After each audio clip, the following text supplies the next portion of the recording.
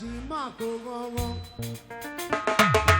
Èèyàn wá jí máa kó gángan. Èèyàn wá jí máa kó gángan. Wọ́n máa bá súpè. Èèyàn wá jí Èèyàn máa máa máa yé.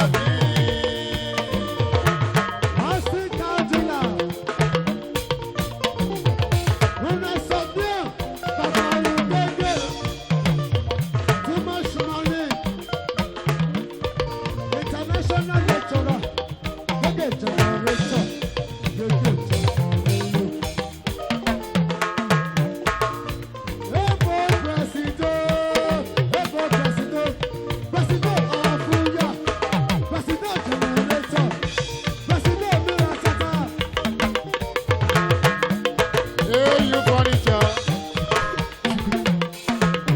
Epe furniture. Hey,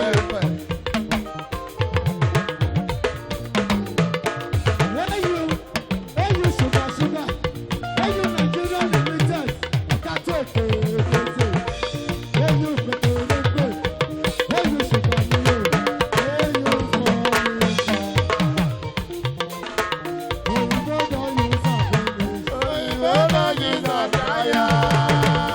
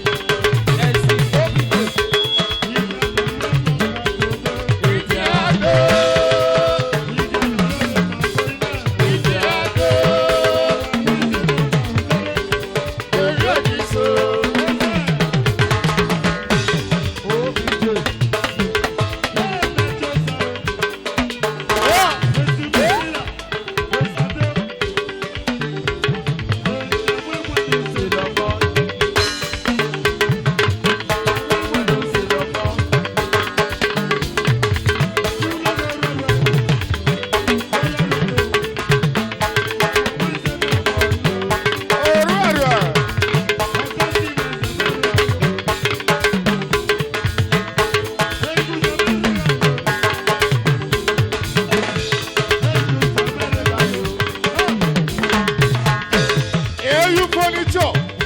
Ayoge. Baba o. Aria. Ayoge.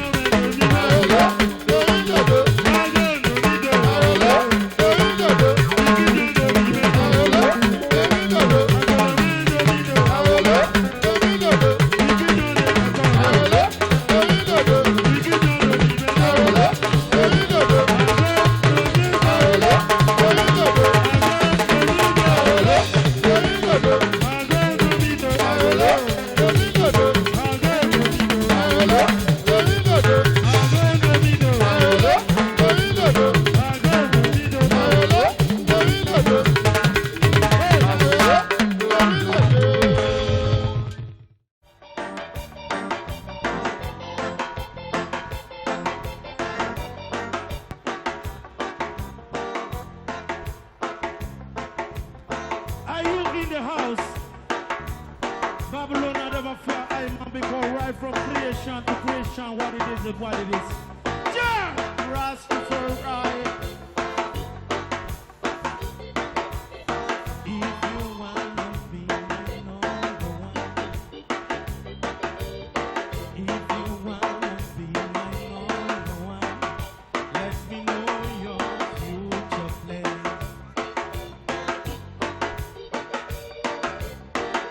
I hear you telling people you are my number one. So now is the time, little sister, and that the game has just begun. So if you wanna be my number one, if you wanna be my number one, let me know your future plan.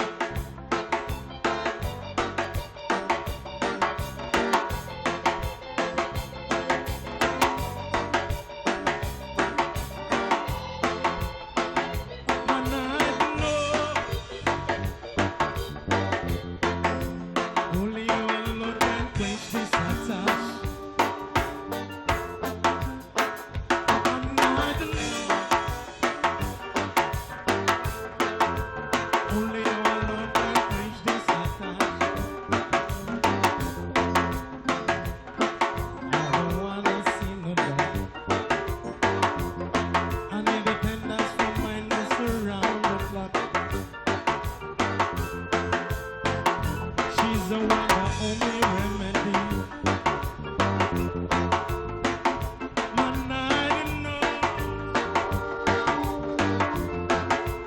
only you alone can quench this attach. My love.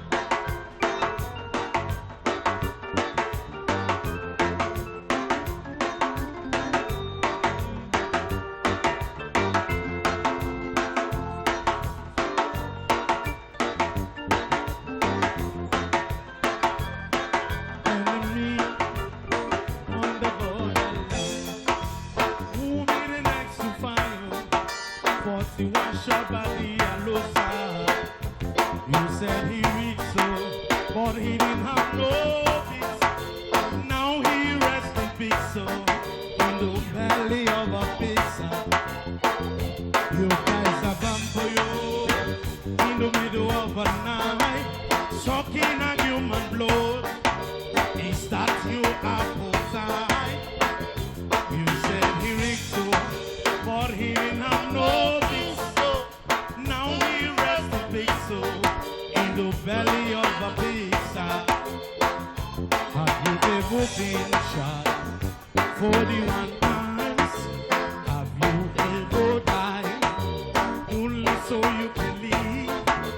Have you ever lived only so you can die again and be born again from this enemy on the borderline?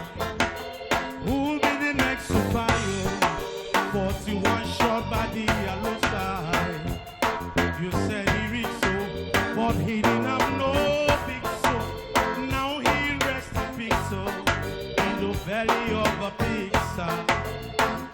Diallo, diallo, stop the humble still people.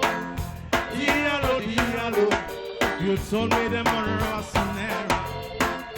Diallo, diallo, that's every man will be sure. Diallo, diallo, according to his word.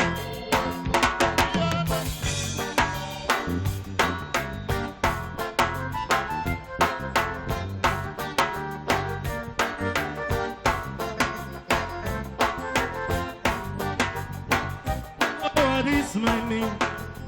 Oh, what is my name? Oh, what is my name? Oh, what is my name? Oh, what is my name? It is a good time to play my music, a time to sing my song, to sing a song of respect, sing a song of appreciation, to tell my brothers that I love them, To make them know I am proud of them, my beloved sons and daughters of Urubi. I love you, my brother.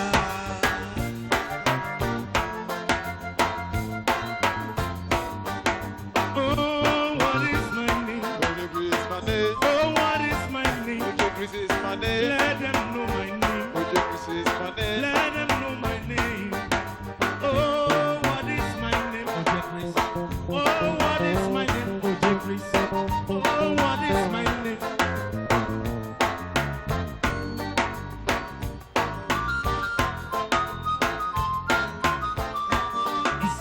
Ah!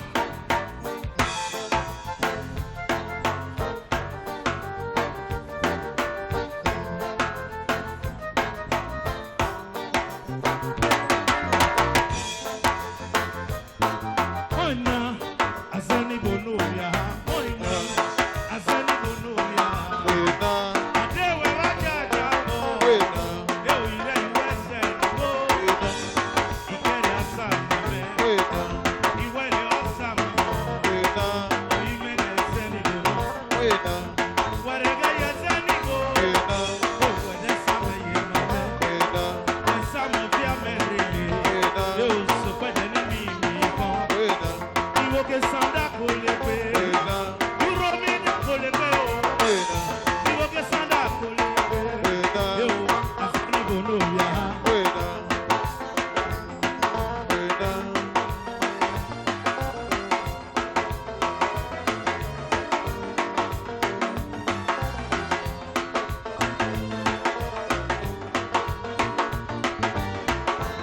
Sigele go wena.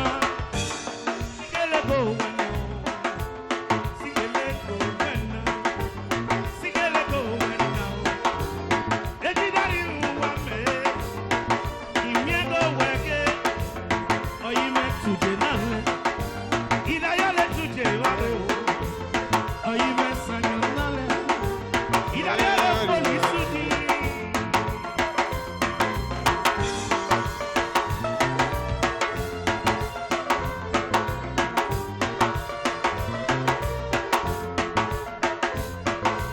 Udari.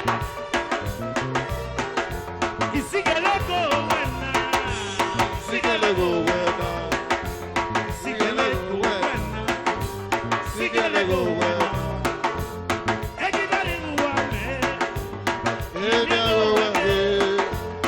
Oyime tuje nale. Idayale tuje wale.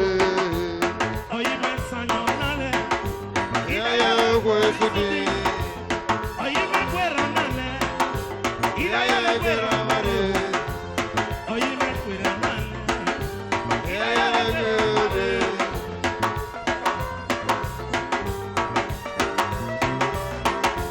Otunela bui baba me. Otunela bui nene me o.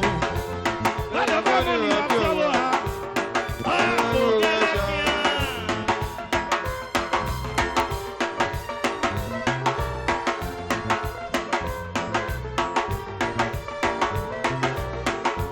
Ina me bubi o mere o.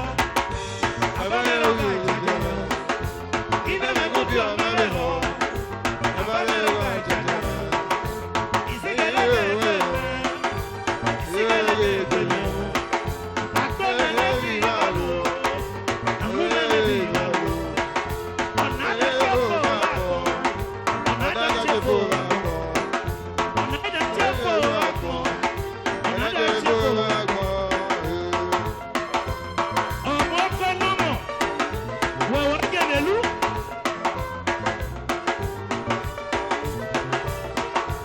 Àmì ẹ̀yìn mẹ́lòmí. Òkòlò láti mọ̀ kòyè. Àmì ẹ̀yìn mẹ́màlú. Ilé mẹ́lẹ̀ tí mọ̀ mọ̀kù. Ìmọ̀lógún àwọn náà jẹ́. Àbámọ́lẹ̀ tí wọ́n pa ìpè. Ọ̀pá ìpèdè fẹ́ ọ̀pọ̀ ìpẹ́. Èmi ò ká ìsọ̀lẹ̀ tó wọ́n lẹ́yọ̀lẹ̀. Ọ̀rẹ́ àti òtútù yẹ̀gẹ̀. Ọdẹ tí mo kò sí wọlé. Ọdẹ tí mo kò sí wọlé. Ọdẹ tí mo kò sí wọlé. House of Exile.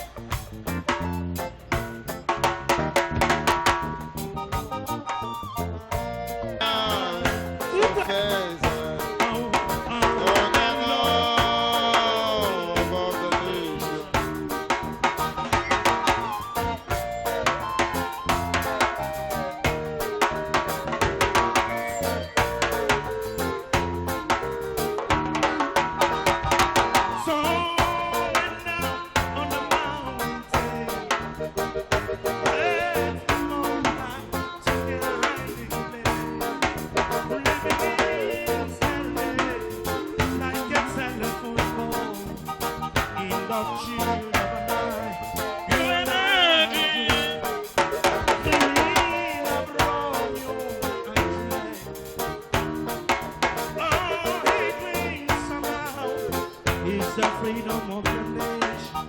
When every man will be one in the eyes of the Lord. As he blows in his eyes for the last time of sins again. Prisoner of the Lord.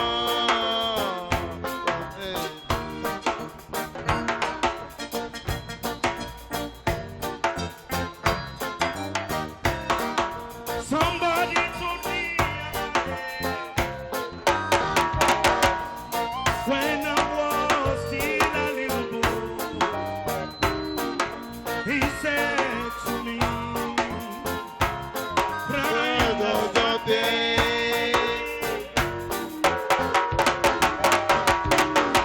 he said to me, Education is the key.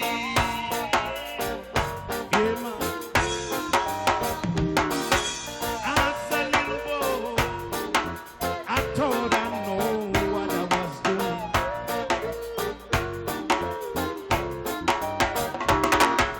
Cause today, I'm a child. I am a free soul. I am a free soul. I am a free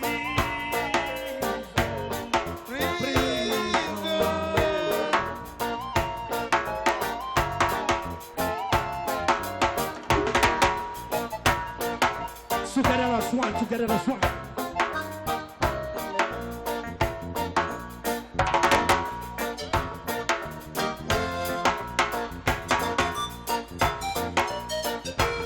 In my whole life,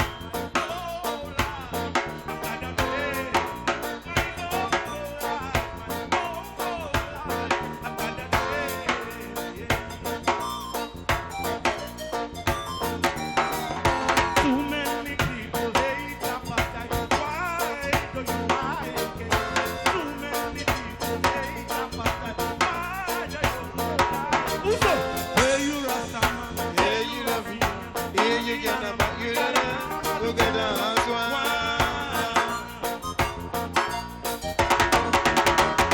hey you Rasta man, Hey, you love me. Hey, you gotta we gotta look at the house one. and forgetting the chopper. Chop, chop, chop, chop, chop, chop, chop, chop, chop, chop, chop, chop, chop, chop.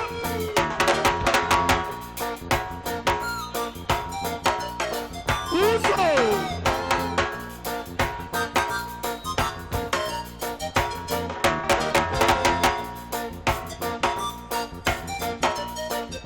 Listen now.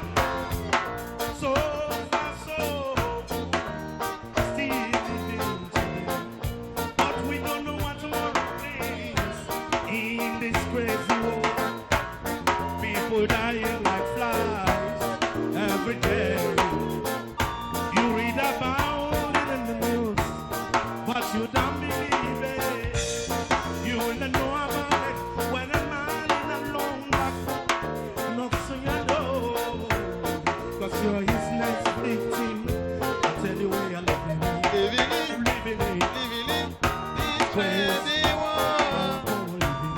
We are living it. I tell you where you're living. We are living it.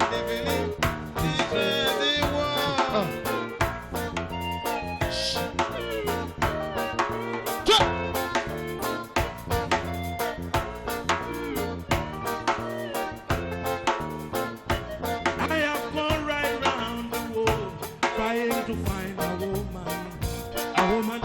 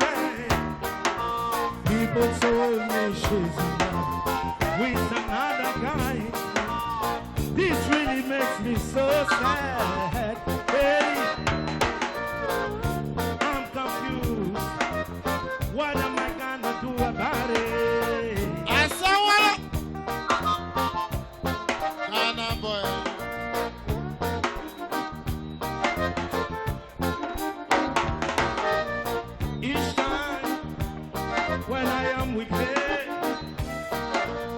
She used to tell me that I'm the only guy.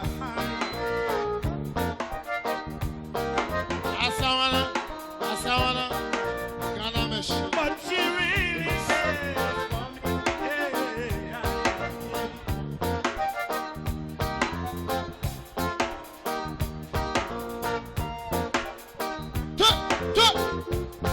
Yeah. Oga Palace. Man to man. Pastor Jeffrey. Pastor Jeffrey, morning.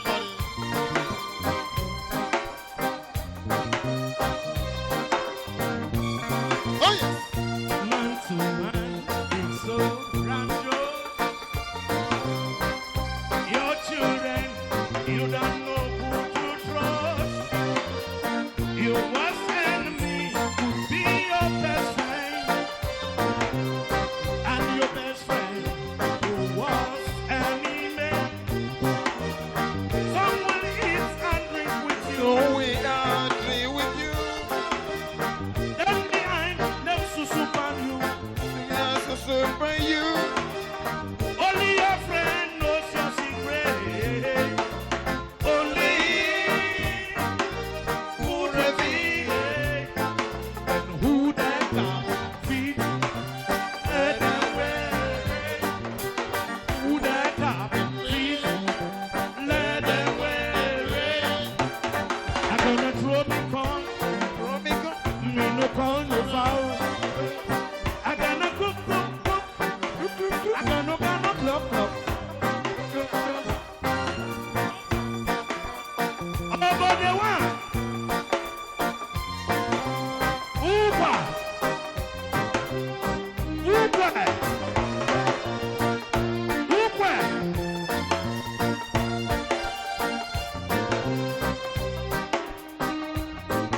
Listen up. Some will hate you, pretend they love you now. Behind them try to eliminate you. But who God bless? No. Thank God we are God's heroes.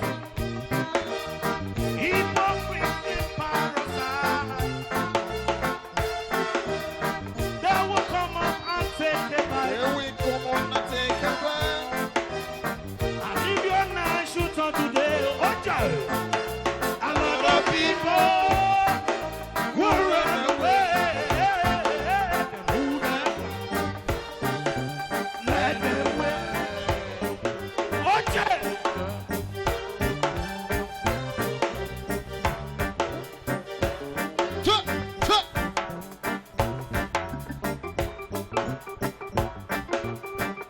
One good thing about music, when it hits you, you feel no.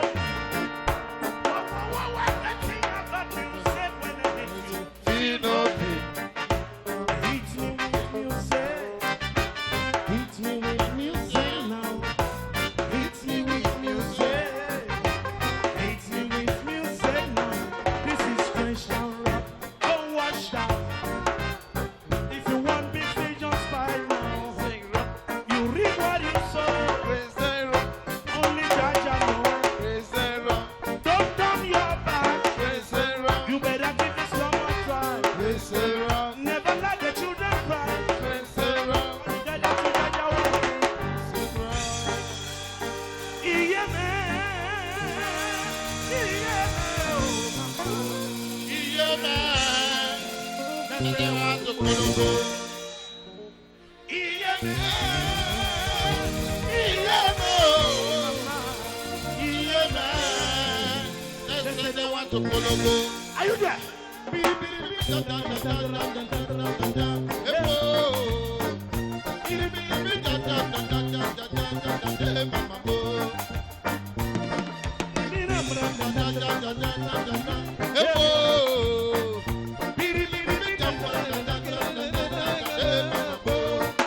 Because for their own time, Another machine, in the early days, another machine. because fi kọ́ celebrate. Aroma Shina. If the public is for Ebola, Aroma Shina. Because for Uromi we dey. Nigeria down for we call am Kologo. Kologo. Kologo. Kologo. Kologo. Kologo. Kologo. Kologo. Kologo. Kologo. Kologo. Kologo. Kologo. Yeah, yeah, yeah, yeah, yeah, yeah, yeah.